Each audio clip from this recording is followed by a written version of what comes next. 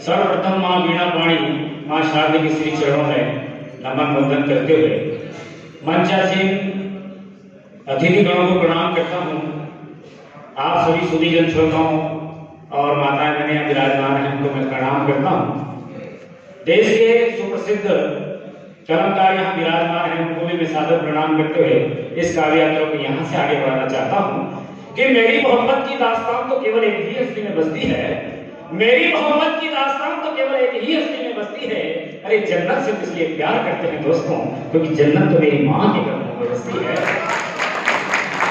और उसी माँ वीणा पाणी के श्री चरणों में एक छंद अपनी माया भाषा, अपनी हाड़ोती भाषा की मिट्टी की महक इन शब्दों में लेकर के आपके समक्ष एक छंद माँ सरस्वती के श्री चरणों में निवेदन करना चाहता हूँ कि वीणा का तारा तुषार शब्दों का बलकारा पारा भर दीजिए वीणा पाणी चरण पखारू। वीणा का तारा तुषार शब्दों का बलकारा पारा भर दीजिए वीणा पाणी चरण पखारू। आस्था की फूलवती अलंकार अगरबत्ती छंद की छवि ने थारा चरण में वारू। अरे आँखी आशा ले बालकी भाषा ले जीत पर जामन थारी बाट निहारू। हो जामन जग में कर दीजे हमारी मार ले कनी। अरे मन लो को कागज मारो बोली मार ले। बहुत बहुत धन्यवाद। और ईमानदारी से कह रहा हूँ साहब, आप जैसे श्रोता इतने सारे कवि सम्मेलन में गए, आज तक नहीं देखे हमने। हालांकि ये बात मैं हर जगह कहता हूँ, बहुत बढ़िया श्रोता है। और इस मंच की सबसे बड़ी उपलब्धि है कि सभी लोगों, डॉक्टर साहब का स्वागत हुआ, हमारे मुख्य अतिथि हैं। इस मंच से पुलिस का भी स्वागत हुआ है। हालांकि मौका मिलता है तो पुलिस भी स्वागत करती ही है। हमारे एसपी साहब का प्रणाम करता हूँ। और वास्तव में पुलिस रात भर अपने बीच में कविता सुने, ये हमारे लिए बड़ी गौरव की बात है, बहुत बड़ी बात है साहब। और हमारे आर्य दीपक साहब बहुत बढ़िया आदमी है, मैं इनको प्रणाम करता हूँ साहब। और इतने बढ़िया आदमी है कि मैं आया जब से एक ही बात कह रहे हैं कि गिरिजा जी कोई समस्या हो तो रात को 12 बजे भी बता देना, हम हाजिर हैं। मेरे अभी तक ये बात समझ में नहीं आई कि रात के 12 बजे से क्या काम पड़ेगा मेरे। एक बार जोरदार ताली बजाओ, क्योंकि मैं शुरू होने वाला हूँ आपके बीच में। माताएं बहनें विराजमान है, बहुत कम संख्या में है, लेकिन बहुत ऊर्जावान है साहब। मैं इनको प्रणाम करता हूँ। और मैं माता बहनों को इसलिए प्रणाम करता हूँ साहब, मैं बिल्कुल बात सही बता रहा हूँ। एक बार सामने एक कवि सम्मेलन में गए, एक रोडवेज बस में चढ़े, बस में जोरदार भीड़, हम ड्राइवर साहब के पास में आगे वाली सीट पे बैठ गए साहब। 80 की स्पीड में धंधनाट करती हुई जैसे ही बस जाने लगी, 2-4 किलोमीटर ही चली होगी, मैंने देखा ये काकी जी बच्चे को गोद में उठाए सड़क के किनारे खड़े हैं। सड़क के किनारे खड़े ड्राइवर के जैसे ही बस में आई, काकी जी ने बस के आगे हाथ किया। ड्राइवर ने कहा बेचारे को कहीं जाना होगा, धड़ाक से बस को रोक दिया। बस जैसे ही रुकी, ड्राइवर ने पूछा कि बोलो काकी जी कहाँ जाना है? तो काकी जी ने कहा भैया जाना कहीं नहीं है, ये छोरा सुबह से रो रहा है, थोड़ा बस का कुपड़ा हो जाइए। ये आनंद है वातावरण का। मैं बिल्कुल मजाक नहीं कर रहा हूँ साहब, सही बात बता रहा हूँ मैं। हमारे यहाँ तो दोनों पति पत्नी में झगड़ा हो गया साहब, और झगड़ा होते साहब जैसे वो पत्नी उससे कहा कि मैं तुम्हारा माथे मरने जा रही हूँ, और ऐसे करके कमरे में चल गई साहब। 15 मिनट बाद में निकली, मेकअप करके पूरे लाली लिपस्टिक क्रीम पाउडर पूरा मेकअप करके बाहर आई और बोली कब जा रही हूँ तुम्हारे माथे मरने, आत्महत्या करने। आदमी ने कहा तुम मरने जा रही है, बात तो मेरे समझ में आ गई, लेकिन एक बात बताइए मेकअप करने की जरूरत कहाँ थी? उसने कहा सुबह अखबार में फोटो भी तो आएगा क्या? ये क्या होता है माताओं बहनों का, बड़ा जोरदार होता है साहब। अच्छा माताएं बहनें, इनके नाम के आगे श्रीमती लगता है साहब। अच्छा इनके नाम के आगे श्रीमती क्यों लगता है? जो अच्छे की मती फेर दे वही श्रीमती है। मैं बिल्कुल सही बात बता रहा हूँ साहब। हमारे गाँव के पास में कहा है, हमारे काका जी को एक मेहमान मिल गए साहब। मेहमान मिल गए, उन्होंने कहा साहब घर पे चलना पड़ेगा। मेहमान को साहब घर पे लेकर के गए, दाल बाटी लड्डू बाटी बन गई साहब। मेहमान ने कहा मजा आ गया, तो साहब तो घर पे भी नहीं है अपने। जैसे साहब दाल बाटी खाए, मेहमान वहां से जाने का इरादा छोड़ दिया उन्होंने, और आंगन के बीच में घाट बिछा ली, और साहब रोटी बन गया, तीसरे दिन पराठे बन गए। हमारे हाड़ौती भाषा में एक कहावत है साहब कि एक जन को खाऊं, दूसरे जन को खाई और तीसरे दिन थारी मत्ती खा गई। वो आदमी सरके नहीं 8 दिन हो गए साहब। पत्नी ने कहा कि कहां से आपको पकड़ लाया, 8 दिन हो गए सरके नहीं, रोज खाया खाट बिछाए सोच पड़ा रहे आदमी। उसने कहा देखो मैं मेरा दिमाग लगाती हूँ। श्रीमती ने अपनी मती लगाई साहब। उसने कहा चलो अंदर कमरे में झूठ मार से लड़ेंगे झगड़ेंगे, मेहमान पक जाएंगे यहाँ से। दोनों पति पत्नी अंदर गए साहब, दोनों लड़ाई झगड़ा करने लगे। पत्नी ने बर्तन फेंका पानी करा और आदमी ने साहब मारपीट की आवाज आई, गाली गलौज की आवाज आई। 10-15 मिनट बाद में जैसे बाहर आकर के देखा तो मेहमान वास्तव में गायब। और पत्नी जोर जोर से हंसी कि बोलो मैं कैसी रोई जैसे सच्ची की रो रही हो। आदमी ने कहा कि मैंने बर्तन कैसे फेंके जैसे मैं सच्ची की लड़ रहा हूँ, गालियां कैसी निकाली मैंने जैसे सच्ची की गालियां दे रहा हूँ। इतने में साहब कोठी के पीछे से मेहमान निकले और उन्होंने कहा मैं कैसे गए जैसे सच्ची के चल गया हो। ये मजे गए साहब, ये माता बहनों का काम है। हमने बिल्कुल बात जब हम गाँव के लोग हैं, आप सब लोग पढ़े लिखे लोग हैं, समझदार लोग हैं, अपने इतने पढ़े लिखे भी हैं। यहाँ बहुत सारे लोग एकदम अच्छे कवि हैं, ज्ञान की बातें करने वाले हैं। एक में बिना ज्ञान का आदमी नहीं हूँ यहाँ। अपन कोई ज्ञान की बात नहीं करेंगे क्योंकि ज्ञान की बात सुनने से पहले मुंह पर ऐसे बनाना पड़ता है जैसे कोई टेंशन आ रही हो। हंसी की बात करो, आनंद लो। अपन गाँव के लोग पढ़े लिखे लोग कम है अपन लोग, क्योंकि अपन साहब 8वीं 9वीं में आगे जब तक तो यही पता नहीं लग रहा था अपन लोग ये समबाहु विषमबाहु त्रिभुजों के नाम है कि राक्षसों के नाम है, समझ में नहीं आई थी अपने बात में। तो अपन पढ़े लिखे लोग ने ध्यान दिया कि नहीं ज्यादा। अपन तो अपना आनंद की बात करो। हमारे गांव के अंदर वैसा बिल्कुल सही बात बता रहा हूँ। एक छोरा स्कूल में चाकू लेके चल गया साहब। मार साहब ने कहा बोलो देखो मैं स्कूल में चाकू लेकर क्यों घूमता है। तो छोरा ने जवाब दिया कि मार साहब गरीब आदमी बंदूकें कहां से लाएंगे। इतने इंटेलिजेंट बच्चे और बच्चों का हर जवाब देखो। एक बच्चा साहब 10-15 दिन हो गए, 10-12 दिन हो गए स्कूल नहीं जाए। उसके दादाजी ने पूछा गया तेरे को 10-12 दिन हो गए तो स्कूल नहीं जाता, बात क्या है। उन्होंने बात कुछ भी नहीं है। कहने यार कोई बात तो होगी। कहने कोई बात नहीं है, ऐसे बातें करेंगे करे। एकदम मैडम आ गई साहब। मैडम आते ही दादाजी ने कहा छोरा चुप जा, तेरी मैडम आ गई, नाराज होगी, डांटेगी। तो छोरा ने कहा दादाजी आप चुप जाओ। कि क्यों? तो मैंने मैडम से कह रखा मेरे दादाजी मर गए 10-12 दिन नहीं हुआ मैं स्कूल। ये मजेदार ये सारी सी बातें हो जाती है आनंद के साथ।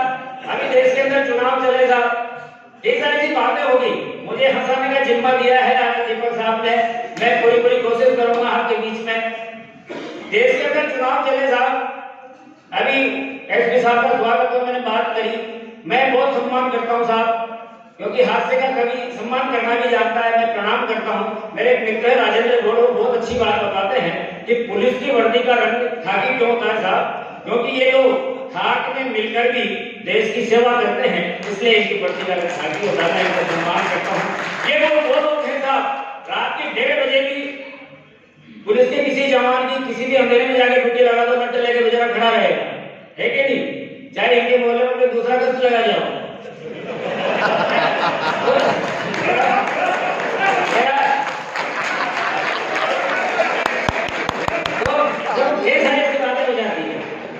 देश के अंदर पिछले दिनों चुनाव चले साहब। सब लोगों ने अपने अपने हिसाब से साहब चुनाव प्रचार किया। कोई कहे साहब हमारे कमल का फूल का ध्यान रखना, कोई कह रहा साहब हमारे हाथ के पंजे का ध्यान रखना, कोई कह रहा साहब हमारे गैस के सिलेंडर का ध्यान रखना। अलग अलग चुनाव चिन्ह। एक नेताजी जिनके साइकिल चुनाव चिन्ह साहब, एक गांव के अंदर जैसे ही गए, एक बूढ़ी अम्मा चबूतरी में बैठी, जाते नेताजी ने कहा कि माताजी हमारा साइकिल का ध्यान रखना। तो माताजी ने कहा भैया मेरे को तो दिखता कम है, ताला मार जाते तो साइकिल के। इस तरह की बातें हो जाती है। सर ये आनंद की बातें हैं। चुनाव में से लोग बड़े टेंशन में आ जाते हैं, लेकिन चुनाव में भी कई सारी सी हंसी की बातें निकलती है साहब। हमारे यहाँ तो साहब नेताजी गाँव में प्रचार कर रहे हैं साहब अब की बार हमारी सरकार बनाना विकास होगा, अब की बार हमारी सरकार बनाना विकास होगा। एक नेताजी गांव के अंदर आए, आते काकी जी से कहा, काकी जी सुबह गोबर डाल के आई बेचारी, ये काकी जी अब की बार हमारी सरकार बनाना का विकास होगा। काकी जी ने कहा होगा आप तो ऐसे ही झूठ बोलते हो, पिछली बार भी कहा विकास होगा हमारा तो ये पिंकी हुई है। तो एक सारी ऐसी बातें हो और मैं सीधा सीधा एक कविता से आपको जोड़ना चाहता हूँ। बहुत लंबी टीम है, बहुत अच्छे अच्छे कवि यहाँ पर हैं। हमारे हाड़ौती के बहुत अच्छे ओजरस के कवि भूपेंद्र जी राठौड़ यहाँ विराजमान हैं। मैं इनको प्रणाम करता हूँ साहब। और अच्छा फिर अपन ने वीरस की कविता लिखी नहीं, अपन को टेंशन में दो लोगों को जबरदस्ती, हालांकि हमें भी गुस्सा आता है पाकिस्तान पे। ये लोग चिल्ला चिल्ला के कहते हैं कि पाकिस्तान को तोड़ देंगे फोड़ देंगे, अपन ने आज तक जोर ही लगाया इस मामले में। मैंने तो साहब एक दिमाग लगाया केवल, आज से के कवि एसपी साहब मैंने क्या दिमाग लगाया साहब, पाकिस्तान को कैसे निपटाया। हमारे मोहल्ले में कुत्ते का नाम पाकिस्तान रख दिया हमने। जब भी गुस्सा आता है 2 लड़ सर का देता हूँ उसके ऊपर, ये निपट गया पाकिस्तान। तो जबरदस्ती दिमाग लगा हुआ है। अरे पाकिस्तान पाकिस्तान कर रखा है, पाकिस्तान जितना तेल खाना है उतना तो अपने हिंदुस्तान के लोग शनि महाराज पे चढ़ा देते हैं। क्यों जबरदस्ती पाकिस्तान। अच्छा मैंने एक कविता जरूर लिखी थी एसपी साहब वीरस की, उसके बाद भी लिखी। जैसे मैंने कविता लिखी साहब एक मंच से सुनाई, एक भाई साहब को जोश आया, जोश आके उसने कहा हम भी सेना में भर्ती होने जाएंगे। मैंने कहा भैया वहाँ फिजिकल टेस्ट होते हैं, लिखित परीक्षाएं होती है, फिर भर्ती होती है। उसने कहा नहीं साहब हम तो जाएंगे। वो चला गया साहब बॉर्डर पे, कर्नल साहब के पास में जाके खड़ा हो गया तो साहब मुझे भर्ती करो। कर्नल साहब ने वही बात कही कि भैया परीक्षाएं होती है, फिजिकली टेस्ट होते हैं, ऐसे थोड़ी भर्ती होती है। उन्होंने कहा साहब मैं मेरी देशभक्ति का जुनून है, आप मुझे भर्ती करो सेना में, नहीं तो हम यहीं को हड़ताल करेंगे। पैसा के साहब एक हड़ताल पे बैठ गया। 3 दिन हो गए साहब, सर गई नहीं वहां से। कर्नल साहब ने कहा बड़ा देशभक्ति का इसके अंदर जुनून है, इसकी हिम्मत की जांच करो, इसको भर्ती करो। कि क्या करें साहब, एक जवान से कहा कि इसके सिर के ऊपर टमाटर रखो, बंदूक का निशाना लगाओ, टमाटर फोड़ दो, डर तो भगा देंगे, नहीं डरेगा तो रख लेंगे। ऐसे हुआ साहब, उसके सिर के ऊपर टमाटर रखा और जैसे बंदूक का निशाना लगाया, ट्रिगर दबाया, टमाटर फूट गया। भाई डरा ही नहीं। कर्नल साहब ने पीठ थपका भाई, अरे शाबाश तो डरा ही नहीं, शाबाश डरा ही नहीं। जैसे कर्नल साहब ने पीठ थपका भाई साहब, कर्नल साहब ने देखा कि टमाटर फूटा है, उसकी शर्ट खराब होगी। कर्नल साहब ने जेब से 5 रुपए निकाले, उन्होंने कहा भैया ये 5 रुपए ले और कहीं ये शर्ट को धुलवा लेना। उसने कहा साहब 5 रुपए और दो। क्यों? तो बंदूक का धमाका हुआ जो पेंट की।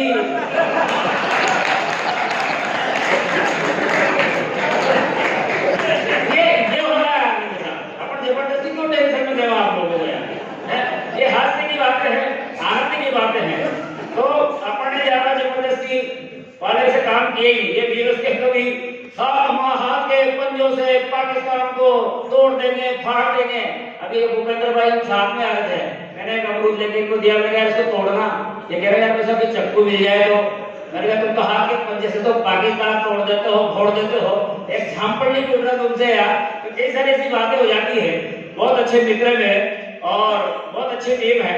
मैं सीधे सीधे एक कविता से आपको जोड़ना चाहता हूँ साहब कि एक बार हम मंदसौर कवि सम्मेलन में गए था। ऐसे ही मंच पे बहुत बड़ा अच्छा मंच बनाया, आपने बनाया ऐसे ही। जैसे ही मंच पे सारे लोग बैठ गए, मैं पीछे पीछे, जैसे मैं ऊपर चढ़ने लगा एक भाई साहब ने हाथ पकड़ के मेरे को नीचे उतार दिया साहब कि छोटे बच्चे तो नीचे खेलोगे। मैंने कहा छोटे बच्चे नहीं, हम भी कवि है, ऐसे छोटे गधे भी कवि होते हैं क्या। मैंने कहा क्या करें यार, भगवान की मर्जी नहीं है तो क्या लंबाई बढ़ाओ। मैंने कहा लंबाई कैसे बढ़ाएं। उन्होंने बताया कि आजकल तो खूब सारे टॉनिक दवाई कैप्सूल चल रहे हैं, ऊपर लटको। मैंने कहा कि भगवान की इच्छा नहीं तो अपन जबरदस्ती फटे में पाँव क्यों फंसावे। तो मैंने साहब कविता लिख करके उनको जो जवाब दिया, सुना और आनंद लेना और आपका प्रभु आशीर्वाद मुझे मिलेगा ऐसी उम्मीद भी है, क्योंकि आपने सब लोगों को प्यार दिया। एक बार जोरदार ताली बजा के मुझे आगे शुरू कर दीजिए। बहुत बढ़िया कि हम तो राजी उसमें जिसमें तेरी रजा है, हम तो राजी उसमें जिसमें तेरी रजा है। अरे छोटे कद होने का भी अपने आप में अलग ही मजा है। नहीं कोई कपड़ा, कम चाहिए कपड़ा, बच्चों के जूतों से काम चल जाता है और छोटे कद वाला तो कहीं से भी निकल जाता है। हम तो राजी उसमें जिसमें तेरी रजा है। अरे छोटे कद होने का भी अपने आप में अलग ही मजा है। नहीं कोई लफड़ा, कम चाहिए कपड़ा, अरे बच्चों के जूतों से काम चल जाता है और छोटे कद वाला तो कहीं से भी निकल जाता है। अरे लंबे कद वालों ये मुसीबत झेलो और अपन यात्रा में भले आधा टिकट ले लो। लंबे कद वालों ये मुसीबत झेलो और अपन यात्रा में भले आधा टिकट ले लो। यात्रा में बड़ी आसानी, खूब चलती है मनमानी, कहीं भी लेट जाओ और किसी की भी गोद में बैठ जाओ। कहीं भी लेट जाओ, किसी की भी गोद में बैठ जाओ, कोई बुरा नहीं मानता है, बच्चा है सब यही जानता है। कोई सोते को नहीं जगाता है, कभी दरवाजे की सरणी टकराता है, घर पे कोई काम नहीं बताता है। अरे इससे भी बड़ा सुख मेरे यार को मिल जाता है कि रात के अंधेरे में अचानक पत्नी का दुलार मिल जाता है। मैं बिल्कुल सत्य घटना बता रहा हूँ साहब। एक छोटे कद का आदमी अपनी पत्नी बच्चों के साथ में सो रहा, रात को 1:30 बजे लाइट चली गई, उनका बच्चा रोया, पत्नी ने बच्चे को उठाया और कहा कि भाइयों, उसने कहा ये भैया नहीं, ये तो मैं हूं। इससे भी बड़ा सुख मेरे यार को मिल जाता है कि रात के अंधेरे में अचानक पत्नी का दुलार मिल जाता है। कम पैसे लेता है नाई, हर कोई ले जाता है मिठाई, चाहे छोटी हो रजाई और बड़े मजे हैं मेरे भाई। इसलिए कद नहीं चरित्र ऊंचा होना चाहिए, इसलिए कद नहीं चरित्र ऊंचा होना चाहिए। सारी दुनिया को महका दे ऐसा इत्र होना चाहिए। अरे सारी दुनिया को हंसा दे, इसी बात में तो मजा है। हम तो राजी हैं उसमें जिसमें तेरी रजा है।